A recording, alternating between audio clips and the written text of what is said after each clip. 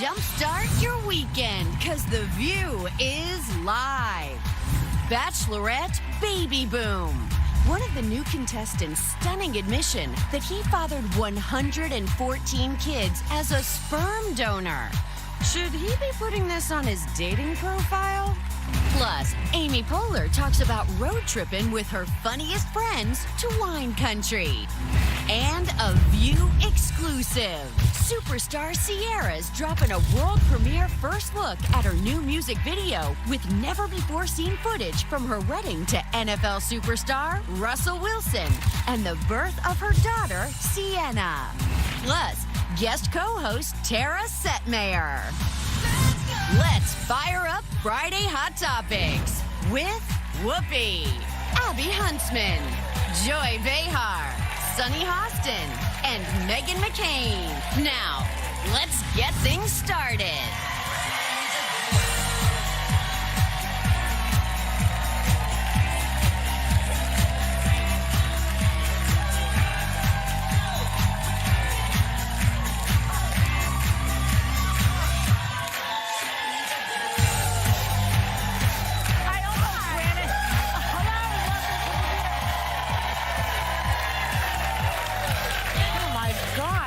Ran into the camera. I did too. I mean, we have enough problems here. Megan's not here today. She's sick. Whoopi's never here on Friday, except once in a while. Anna's sick also. Yeah. So we have the lovely Tara Setmayer stepping in to save the day. I know. That's like, didn't have me because I almost got taken out by the camera. Yeah, I know. Pay attention. Like a lot of flu going around. Better. I have been coughing and sneezing all week, but I come to work. I'm a martyr. Today happens to also, I would never miss my darling Abby's last show before going on maternity leave. I know. She's leaving. She's such a sweet girl. You know what? I will say this, though. I've learned so much about twin pregnancies. I didn't think I'd last this long because oftentimes you're on bed rest at like 20 weeks. And I've been so lucky. And it's because of all of you and our staff that have allowed me to keep going. And so I'm hoping to get 2 or 3 more weeks in me before the babies come. But I got to just rest a little bit. But it's they're like time 5 to go. pounds each now, right? Well, you see the stomach. I was late to the morning meeting today because I had no shirt in my closet that fit this belly. So I grabbed one out of my husband's closet, and it barely fit. Oh, that shirt you wore this morning? So I walked in the meeting, and Joy goes, "That is the ugliest shirt I've ever seen." She said, "My husband wouldn't even wear that. And he has ugly shirt." I am nothing if not tactful. So you will be back in the fall. And I'm going to be back, and the babies will come and meet everybody. And I just want to thank our viewers, too, for being a part of this with me. So I'll see you guys in the fall, and I can't wait. I'm actually excited that twins are coming, aren't you? I know. I am. Can I rub it? Because I really want twins. Do you really? Yes, Are you I pregnant? do. I don't know, baby, please. My husband's a triplet. Aww. So, you know, I'm older, I'm over 40, so I just want to like knock it out in one So shot. get to work. Yeah, What are you waiting for? I know. It's Okay, expensive. so, yes. So we'll be getting to Donald Jr. in a bit because I'm fascinated by that story. But speaking of children, one of the new contestants on The Bachelorette, Mateo, reveals that he has fathered 114 children as a sperm donor. Is this really something you want to lead with on your dating profile? That you fathered? And also, I mean, this is really bizarre to say this, I know, and people are like, that's a little dark, but 114 children, in the same area. Yeah. Couldn't some of those meet, you know, serve just like that spontaneously and get married? That would be my concern, and I know that sounds terrible because as someone that went through IVF twice and have 2 gorgeous children, I know that certain people have infertility challenges, and so you do go to sperm banks, and it's a wonderful thing to have that option. Yeah. But I would be concerned about my kid having 114 brothers and sisters somewhere out there that I didn't know about. Right. I thought there was a certain amount of anonymity, though, that went with that. So why do we even know that there's 114? But that's not good to have anonymity, because Well, the chances are greater to meet your sister. I mean, for me, I know. Right? It may be like a... I'm from Utah. This is all normal for me. This is all totally normal. No, but it's true. I thought a lot of this was private, but too, why is he blasting this so publicly? I know on The Bachelor, you got to make headlines. It's a dating deal breaker for a lot of people. 114 kids. kids. But I worry that it's going to take the stigma away from. It's a great thing for people to give up their sperm because I've got friends where their husband they don't have sperm, and because of people that are willing to give it, they have a beautiful child. That's the thing. That's a great, beautiful thing. But like, why? Well, it's true. It's just tacky. It's true. Why are you laughing? By the way, you know, like this that, is not allowed in England, by the way. There's a limit. really? I forgot what it was. I was looking for my notes. There's a limit on how many sperm you're allowed to... and how many times you can, you know, how many times you can do this? How many? How many? The pressure's off for a lot of 10 men. families, that's it. Just 10 families. Yeah, this is 114 families. It's too many. I think that's too much. There's enough sperm to go around. I don't think we need... Yeah, right? We need one guy. I don't know. I know. Yeah. I mean, the thing is, on this show, on The Bachelorette, does he get cut quick? That would be a deal breaker for me. I hate to say that because, again, I think it's so great that people do this. And he's very cute. But someone that's willing to broadcast it like He's that, proud of that's it. a turnoff to me. He's proud of it. Well, he has helped a lot of couples, is where I'm sort of struggling. But don't you think it's tacky to advertise it like that? I just think it's classless. If you're going to do that, do it in anonymity. But it makes him look like a very giving person. Yes. Generosity. There's Women that like side. generosity. He should, Not that much he should add to the profile, I'm a very generous self-pleasurer. When we come back, yesterday I saw a side of Trump that I really didn't think he had in him. I'll show you what I'm talking about when we come back.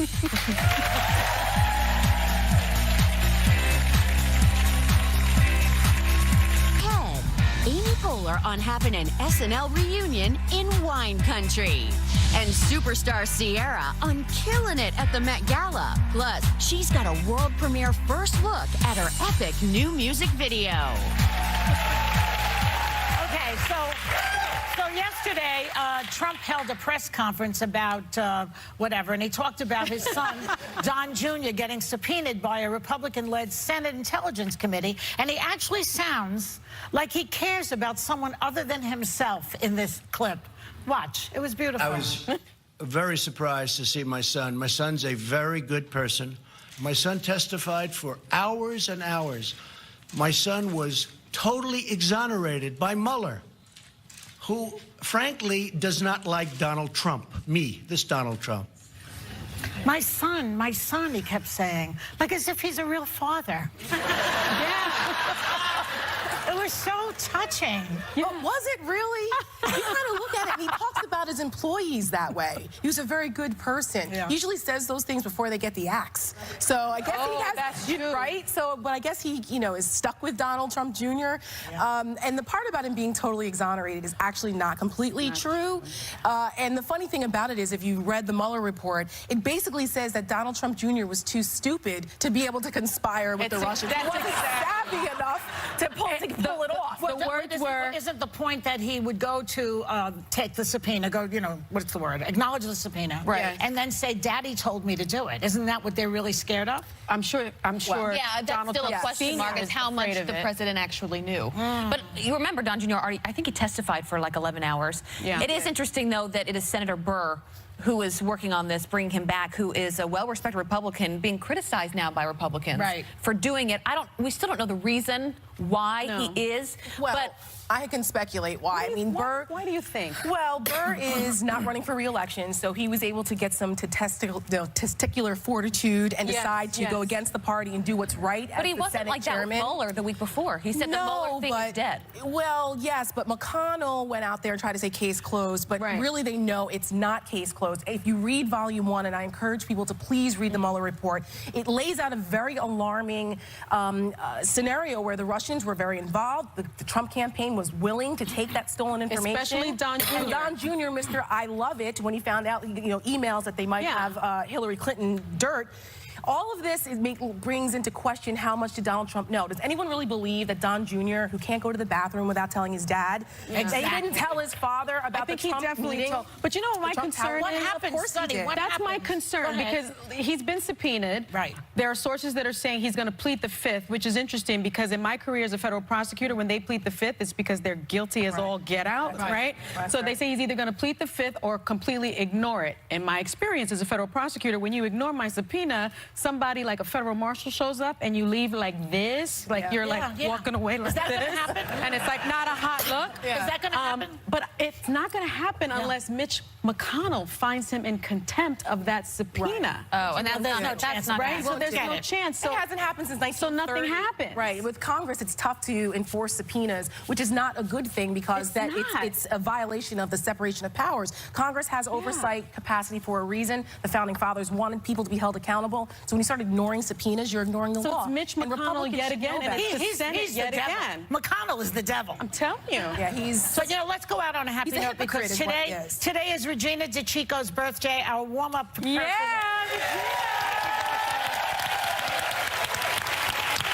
Mom and Dad are over here. Parents are here. Can you get a shot of Mom and Dad over here? Mom and Dad. Mom and Dad. She might be the happiest There they are. person that I know. Nice. Happy birthday, Regina. Regina, we love We'll be right you. back.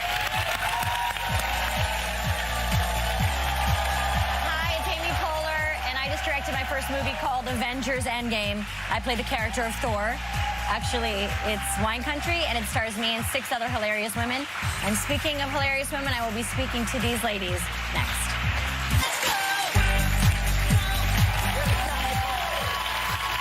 So, Emmy and Golden Globe winner Amy Poehler proves yet again that she's one of the funniest women in comedy as the star, producer, and director of the new movie Wine Country, where she heads to Napa Valley with her funniest drinking buddies. Take a look. What else you got? Oh, lemon. Yes, very good. Oh, I taste the lemon, yeah. You don't taste it, you smell it. Grapes. Well, yeah, of course. Nice. That's smart. Definitely grapes in there. With that. Jasmine. Well, that's egregious. Pinot egregious. Thank you. Killing it. Oh, we lost Nathan. Please welcome Amy Poehler.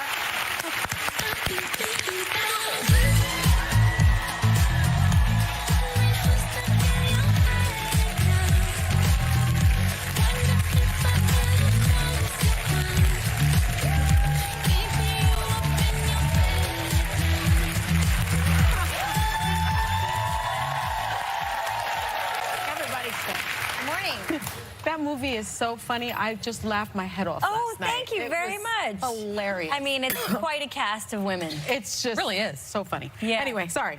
No apology necessary. I had another question planned. So Sunday is Mother's Day. Yes. And Happy Mother's Day to all the mothers out there. Yes. And we talk about this all the time at the table, how many of us have become our moms. Yeah. Have you? My mom is so great. And, you know, my parents are from Boston, so they have great accents. Yeah, there they are. Oh, looking good, Mom and Dad. Your mother looks like Doris Day. Oh, my God, she will be so happy to hear that. She does. And so my mom, like, whenever you leave the house, my mom likes to say, be careful. Yes. So I tend to say that a lot now, no matter what. If someone's like, I have to go get the mail, I'm like, be careful.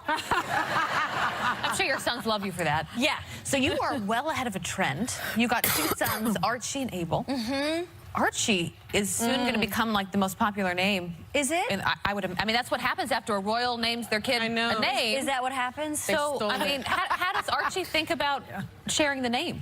Well, I haven't talked to him about it yet. Yeah. He's not following the news as closely. He's 10. But good for him. Yeah, but I do love that name. I've been a fan of it. It's a really cute But they name. stole it from you. No, I think that it's the world's name and anybody gets to use it. But is it Archibald? I think it's just Archie, but my guy's name is Archibald. So It's a big British name. Like Cary Grant's real name is Archie Leach. Right. Archibald Leach. Yeah. That's his real name. Yeah. No idea. And we never can forget Archie Bunker, the great. I mean, that's what I think of. Oh, yeah, all in the family. Yeah. So Amy, we all loved you on Saturday Night Live, especially when you played Hillary Clinton. Let's look at the picture. Oh, Let's wow. watch it. It just goes to show that anyone can be president. Anyone. All you have to do is want it. Yeah. You know, Sarah, looking back, if I could change one thing, I probably should have wanted it more.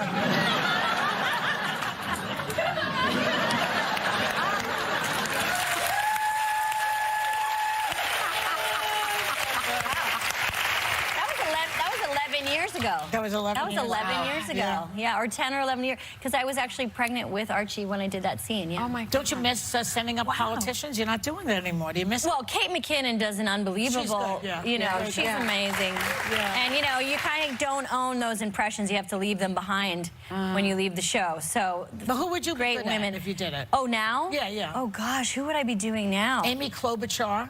Yeah, maybe. good one. Maybe. That's a good one. Yeah, there's so many great women. Elizabeth Warren. Yes. Elizabeth That's Warren. good. Yeah. You drink a good beer in your kitchen? She's great. I can drink a beer in the kitchen. Yep. Yeah, I And can you do got it covered. Yeah. Well, we, of course, know you as Leslie Knope from Parks and Rec.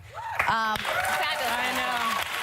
And you've had a number of politicians play themselves. Cory Booker, Kirsten Gillibrand you could also do. Yes, we've had a lot of people come on Even and Joe do the Biden. show. Joe Biden, John McCain. We had a bunch of people come and very nicely join us for the show. It was really... Do you have any, I mean, there's so many people running. Do you have any thoughts on 2020? Well, it is an exciting time. There's a really interesting group of people. I'm really excited to get to, like, get a little sharper focus on what everybody really believes and wants to represent. But, I mean, you know, I'm excited for any kind of change. Yes. Yes. Yeah. It seems to me that they're all on the same page, more or less, as Democrats. A question of who can win. Yeah. Well, yes and no. I mean, there's some real progressive issues that people are feeling strongly about. Even, in, you know, like there are, you know, how do you feel about healthcare? How do you feel about women's rights? How do you feel about supporting gay rights? Like, there's a lot of stuff to talk about, even within that party. I think everybody's quite different, you know. So it'll be interesting. I think we need a Park and Rec reboot. Oh, yeah, okay. I think now is a good time for it. We all need that in our lives. That sounds good. Let's do it. We would love to we'll see start that. it here. We would love to see that. Well, I was at the Daytime Emmys this past weekend, and you gave Judge Judy, you presented Judge Judy with the Lifetime Achievement Award, and I had no idea that you were such a super fan. I love Judge Judy. I had no idea. You love Judge Judy? I mean... I just saw two people look at each other and go, I love Judge Judy. I mean, what made you this super fan? Well, I just love her show. I mean, it's really funny. She's really funny. She is funny. And she just takes her job very seriously. I mean, I kind of feel right now like I'm on a press tour for Judge Judy. I know. Which is well, fine. we were all in the audience like... She has a mean streak, and we enjoy that. Yeah, I enjoy that. I like a woman who's in charge, who knows how to handle the room, you know. Does. She doesn't let anybody humiliate each other, and I like that. Didn't Trump want to nominate her to the Supreme Court, or was that a rumor? I don't know. She She'd be was better being than the one he put in there. She would be pretty fabulous. Yeah. All right, I want to talk about Wine Country, which we showed people a clip of. I love it because it's so real, and any group of girlfriends can sort of relate to the fun of it, but it has a great cast, as you said. Maya Rudolph, it's got Rachel Dratch, and of course Tina Fey. Yes. And you guys are all great friends in real life. Yeah. You have a text chain. We do. So can you give us, like, the last funny thing that you guys were texting about? Well, we're all here in New York doing press, so a lot of our texting is like, I'm at the bar, where are you? I'm in the back. What table? I can't find you. I left my purse in the bathroom. It's a lot of that. Yeah, so we're all here gathered to do press for the movie, so we've been hanging out. It's been really fun. But it's based really off true story, right? Yeah, we 50th took birthday celebration. Right, we took Rachel Dratch to Wine Country for her 50th birthday, and we made up some stuff in the film, and then some other stuff really happened. How do you? Rachel Dratch is hilarious. Hilarious. She's so funny. She's so funny. She really is so funny in this movie. So in addition to directing, you also run a successful production company and served as the EP of Broad City. My girlfriend Susie Essman is one of the stars of Broad City. She's hilarious. Also Russian Doll. Yeah, you had Natasha here. We had Natasha Leon was here. Natasha. What? Awesome. I think you have good taste in what you pick. How do you? Yeah, you Thank do. you. Your stuff we is try good. to make stuff that we would want to watch. You know, That's a good start. It's a good start, and we really like to amplify the writers' voices and take good care of our creators, and we really like to tell a lot of female stories and show stuff through that lens. I think there's a lot of story still to tell, and Wine Country is an example of that. Like, there's a lot of unmined stuff about long female friendships and alcoholism and alcohol. Yeah. How do you direct your friends, though? Yeah. Is that tough? You know, they're such pros. They're such professionals that it's not that hard. I mean, they're just so good at their But job. it was so good. Like, as a 50-year-old woman, I loved seeing people like myself having fun. Yes. Yeah, because, you know, it's a really great time in life where you're in a big squeeze. Sometimes you have young kids and aging parents, but you know yourself pretty well, and your friendships are really important, and you're not sitting around thinking about, what do I not have anymore? Or, you know, you're just really kind of living in the middle of it. It's a juicy time. Right. So. Yeah. It's great. It's great to have you here. Thank Say you. hello to all the girls I for will. us. I will. They send their love to all of you. Our thanks to Amy Poehler. Wine Country is in select theaters and on Netflix now.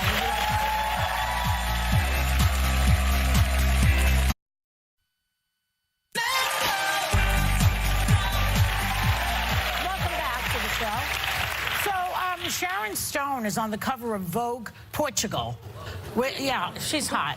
Where she says that studio executives pushed her into being a sex symbol.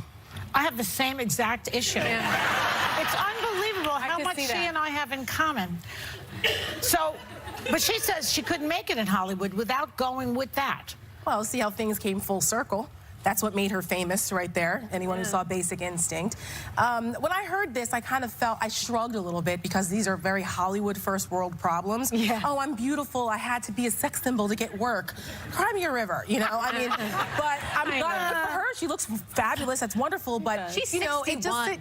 I mean, her, Christy Brinkley, these people, they look beautiful. That's wonderful. But she said she didn't want to get typecast because she was in Total Recall, and so she had to become a sex symbol so that she could get work. But Meryl Streep didn't have to do that. No. You know, other women who are fantastic actresses didn't necessarily have to do that. Did you ever see her in Casino? She's very good. Fantastic. But what has she done since then? Well, since then, that's the problem. I'm just saying. The problem is to go from sex symbol to character actress. Yeah. Well, it's very difficult, I think, to age in Hollywood. Yes. That's another problem that women encounter. I know when I first started in television at CNN, I didn't want to put on any makeup because I wanted people to listen to what was coming out of my mouth. So I would only put powder on, and one morning... How long did that last? It didn't last very long, because one morning, Kieran Chetry said to me, "Can you put some eyelashes on?" She was the anchor, and I was like, "No. My father said never to trade on my looks, and I want people to listen to what is coming out of my mouth." And she said, "This is television and not radio."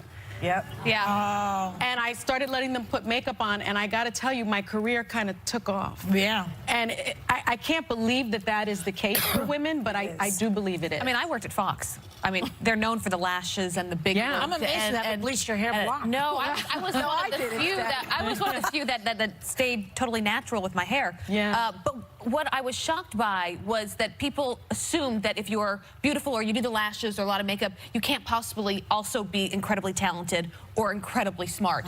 And that is something that I think some men have caused years ago with, like, Sharon Stone is a perfect story of, like, they want to typecast you. And I look at all the women that have changed that, and I thank them because it's made it easier for my generation to be able to try and do both. That picture of her doesn't sound like she's objecting to it. Right, that's why I was like, Show it what again. are you complaining about? She looks great. Yeah. She does obviously look great. capitalized on it. But it's now, she's now iconic for this. Joy, I think you should copy this. I posed like that once, but I put pants on that day and I didn't get the job. We'll be right back. Ciara, after selling triple platinum records, marrying a Super Bowl winning quarterback, where does Ciara go to drop and debut her next big music video? On The View, of course. Don't miss Ciara. Exclusive, only on The View. Next. You smell lovely. Oh, thank you. Teams like Cecily, they're like, we've never seen someone so beautiful in our life. Oh, so sweet. Yeah. Well, we just saw a clip of you performing at the Billboard Music Awards. That was 14 years ago. Yeah. That you performed Well, last. no, that was this year, and then it was 14 years ago since I performed. Yeah. Which I can't believe. I was a baby. Yeah, I mean, well, you still look like a baby, but I hear they arrived right before you went on stage. Yes. What was my that? husband. Oh. So my son was my date for that day, and then I was texting with Russ literally before I was going on stage. Look at him. He was ready for the carpet, but I was texting with Russ literally before I was going on, and then I look up and he's walking through the dressing room. Oh. And I was like, this night's gonna be perfect. They just bring me so much peace. Yeah. Aren't those the best so nice like surprises? that. It's the best surprise. It's old. Then I told my husband, like, you're getting me spoiled now, because he's been surprising me a good bit lately. So I'm like, now I'm getting used to this. I like that. I like that. Keep this thing going here. Don't switch it up. Well, I will tell you, you went to the Met Gala. Yes. And the next day, we all pick our favorite looks. You were one of my favorite looks because you were so fierce. I mean, it was everything. It was everything for me. I couldn't get over it. What was your inspiration for this camp look? Well, me and my friend Peter Dundas worked together. He was a designer for this dress, and we were going for Diana Ross 54, the exaggeration of it all with the massive afro, because the theme was camp. Yeah. So when it's camp, you just got to go extreme. Right. And this is my fun to kind of play in like makeup and hair, fantasy world. Like, I get to go for this. Like, drama is fun when it comes to fashion, and this is a perfect moment to do it. So I was walking around with this massive afro, and I could not turn my head, but like. The server, I'm like, oops, sorry. Oops, I'm so knocking everybody out. Was it heavy? Actually, it was heavy when we were getting it on in the beginning and glam, but then once I got there, it felt light, you know, but when Caesar was putting it on my head, I was like, you know, and literally I was like, oh, I'm so sorry, like, moving to the party, But It was fun. fun. Who were your top 3 looks? My top 3, I loved Lupita Nyong'o. Oh, with the Afro picks. Yes, amazing. It was like something Alice in Wonderland. Amazing. And then I also like my friend Lily Collins. Oh, yes, yes. Yes. She had on, she was, that's right. Yes. That's so stunning. And then also my friend Serena Williams. Oh, with the yellow and the sneakers. Serena came to the Met with sneakers on. That's the best. I mean, come on. Yeah, Like, she's such a boss. Like, she can just do whatever she wants to. But that's her personality. She's just such a fun girl. And so I thought she was really awesome. Well, if this week... Before we go on, can we look at that picture of her again? Of you? Oh, Because here. I'm curious, what do I have to do to get that body? You are so What is your workout routine? What are you doing exactly? I will tell you, you're very sweet. I will say drinking tons of water is a game changer. I drink a lot of water. It's game changing. And then plus I did like 5 to 8 small meals a day. I gained 65 pounds in one of my pregnancies with my son, or my daughter actually 65, my son 60. And I remember going to my nutritionist and I was like, I'm working so hard, training like 3 times a day, breastfeeding, but the weight is not coming off fast. I'm looking at the scale going like, oh my gosh, this is gonna be long. But then I talked to him and he like took my blood, did the whole fat to, you know, the fat ratio, you know, all that good stuff. And so, fat to your muscle and all that good stuff. And so then he told me, he gave like a certain amount of water against all of that. And so all of a sudden I started drinking like 1.5 gallons of water. About the water. And the scale, but it's 1.5 gallons. Like it's, at least for my body, you know, You're also an athlete, right? That much water. Oh, it's a lot, but you know what? You feel more full. Easier because you're filling your body up. And then all of a sudden I looked on the scale and it was like -2 pounds, -3 pounds. Like it started changing like drastically. These need to be bigger. You're also like one of the busiest people on the planet right now. And this week, as if it could get any busier, you're releasing your 7th studio album. Yay. Beauty Marks is what it's called. Your last album was Jackie after your mom. Yes. Tell us where the inspiration for Beauty Mark came from. This Beauty Mark's life, and I took a risk almost 2 years ago when I created my own management company and then my own record label. Wow. And Beauty Marks is my company's called Beauty Marks Entertainment. It's all things encompassing in my world, and it was just the right title. It's a title track on my album called Beauty Marks that I did with my friend Skylar Gray. She produced it and I co-wrote it. But it also represents like life's journey for me. The idea of how you can take all the scars you get from the obstacles you face in life and turn them into beauty marks. And so that's a very real meaningful thing for me, and it's an incredible journey, personally and professionally, like not giving up. You know, when I face adversity, like when I look back at those tough moments, I'm like, those are my beauty marks. Those felt like scars at the time. Do you have a favorite beauty mark? do I have a favorite beauty mark, like physically on my skin? Like a memory in your life Oh, that my you life. turned into. Well, one of the most defining moments for me was being a single mom. That was game-changing. Like, I never thought I would be in that position. I'm a military baby. I grew up with my mother and father raising me most of my life. And so when I was faced with that obstacle, it was so tough. And I was like, this feels like ugly. And I feel like I'm failing in front of the world. And when I look at my son, I'm like, that's the most beautiful thing that's ever happened to my life. That's my beauty mark. Yeah. And so, yeah. That's a real moment. Wow. Ciara, your video for the hit song Level Up got more than 172 million views, and I think you're about to break your own record, because when we come back, we have the world premiere first look at your latest video, featuring never before seen and really personal footage. Do not move. We'll be right back.